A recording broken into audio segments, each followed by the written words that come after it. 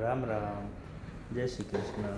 આજે આપણે સવારના નાહી ધોઈને તૈયાર થઈને ગાડી લઈને નીકળી ગયા હતા કથામાં જવા માટે.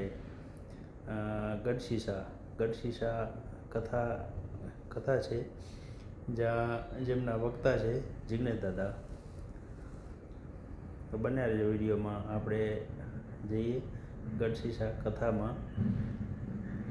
જે જોઈ શકો તમે રોડનો નજારો, જે એક મંદિર આવેલું છે નદીના કાંઠે, જે લગભગ રામપરની આસપાસ ક્યાંક છે. બહુ સુંદર મંદિર છે અને એકવાર જવું પણ જોઈએ જે મંદિર છે. ના છે આપણે આવી ગયા છીએ પાર્કિંગમાં, જ્યાં ગાડી પાર્ક કરી.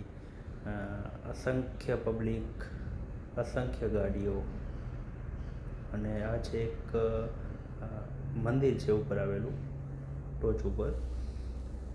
આ છે ગેટ શ્રીમદ ભાગવત સપ્તાહ. અને પબ્લિક તો એટલી બધી છે, લગભગ 4 થી 5 લાખ પબ્લિક હશે. બહુ જબરજસ્ત આયોજન છે અને પબ્લિક પણ એટલી બધી છે, તમે જોઈ શકો છો. અસંખ્ય પબ્લિક છે.